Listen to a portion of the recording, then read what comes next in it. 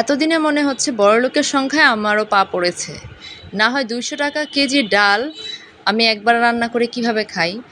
যাই হোক, এই ডালটার কেজি ২০০ টাকা। আর এই ডালটার আমার বড় জোর সবসময় বেশিই লাগে, কারণ যখন আমি রান্না করি মাথা দিয়ে মুড়িঘণ্ট করি তখন আমার ১ কেজি পুরাটাই লাগে। তার মানে ১ কেজি যেহেতু ২০০ টাকা, তার মানে আমি বড়লোকের সংখ্যায় পা ফেলেছি, তাই না? যাই হোক, সবাই এই ডালটা কিভাবে খান? অনেকে তো খিচুড়ি দিয়ে খান, অল্প লাগে, তবে মুড়িঘণ্ট করলে অনেক বেশি লাগে। সেই অনুযায়ী বললাম যে হয়তোবা বড়লোক আমিও হয়ে গেছি। সেটা বিষয় না, বড়লোক আর হই না না হই, মন মানসিক দিক থেকে সবসময় বড় ছিলাম, বড় আছি। মেয়েকে পপকর্ন ভেজে দিচ্ছি, মেয়ে আমার পপকর্ন ভাজা খাবে, আমার ছোট মেয়ে। এখন তো বড়জন তেমন একটা বায়না করে না, আল্লাহর রহমতে যা খেতে দিই সে তা খেয়েই খুশি। ছোটজন এটা ওটা খেতে চায়, হাবিজাবি একটু বেশিই পছন্দ করে, যার জন্য তার ইচ্ছা মতোই সবসময় করে দাও। আর এই যে দেখেন দাঁড়িয়ে আছে, সে পপকর্ন খাবে। এই যে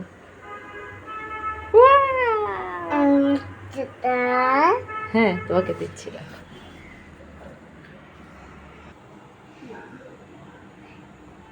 আস্তে আস্তে ধর, আবিকে নিয়ে দাও। ঈদের পর বান্ধবীর আগমন আমার বাসায়, তাই ভাবলাম বান্ধবী যেহেতু আসতেছে বাচ্চা কাচ্চা নিয়ে, তার জন্য একটুখানি পোলাও রান্না করছি। ঝটপট যা পারছি তাই রান্না করছি, হাতের কাছে যাই ছিল। বান্ধবীর জন্য আলাদা কোনো প্রিপারেশন ছিল না, যেহেতু বান্ধবী বিন বোলায় মেহমান যেরকম হয় সেই রকম হঠাৎ প্ল্যান করলো, আর হঠাৎ করে বান্ধবী আমার চলে আসলো, তাই একটুখানি বাচ্চাদের জন্য পোলাও রান্না করছি। এইটা তো ঘরের মধ্যে সবাই কম বেশি রান্না করেই, তাই ভাবলাম ঈদের পর যেহেতু বান্ধবী আসতেছে বাচ্চাদের নিয়ে, বিশেষ করে বান্ধবী তো আমার, তবে বাচ্চাদের আমার মেয়ের ফ্রেন্ড হচ্ছে, ওরা স্কুল থেকে, স্কুলের ফ্রেন্ড। আর এই যে যা সবজি ছিল, মাছ ছিল, আমাদের বড়দের জন্য রান্না করছি, বাচ্চাদের জন্য একটু ডাল রান্না করছি, আর এই যে মাংস রান্না করছি। ঈদের পর আর অনেক দিন পর বলেন, স্কুল বেশ ২০ দিনের মতো বন্ধ ছিল, এখন আবার ১ সপ্তাহ ছুটি পাইছি। বান্ধবীর সাথেও দেখা হওয়াটা সময়টা অনেক দিন পর একটু ভালো সময় কাটালাম একসাথে। যেহেতু হঠাৎ করে বান্ধবী আমার আসছে, আর হঠাৎ করে প্ল্যান হয়েছে, প্ল্যানিংটা একদমই ছিল না। এইভাবে হঠাৎ প্ল্যান করে আসা, দেখা করা, এটা কিন্তু মজাই আলাদা। যাই হোক, সময়টা খুব ভালো কাটছে, বাচ্চারাও এনজয় করছে অনেক দিন পর স্কুলের ফ্রেন্ডরা একসাথে। আর আমাদের দুইজনেরও অনেক আড্ডাই জমছে, অনেক ভালো একটা আড্ডায় দিছি। সাথে চা ছিল, গল্প ছিল, আর আড্ডা ছিল।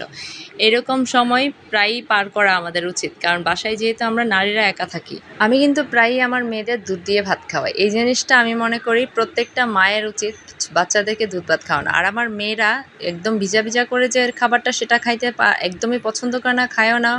বিশেষ করে ওদের একটু খারাপই লাগে, উটকানি দেয় যেটাকে বলা হয়। তাই আমি দুধ দিয়ে তো ভাত খাওয়াবই যেভাবেই হোক, একবার হলেও। তো তারা ২-১ দিনের মধ্যে একবার হলে আমি দুধ দিয়ে ভাত খাওয়াই। তো তাদের পছন্দ মতোই আমি তাদের খাবারটা দেওয়ার চেষ্টা করি। আমার মেয়ে দোনোটাই একদম শুকনা শুকনা খাবার খেতে পছন্দ করে, তাই বেশি দুধ দিয়েও ওরা খেতে পছন্দ করে না।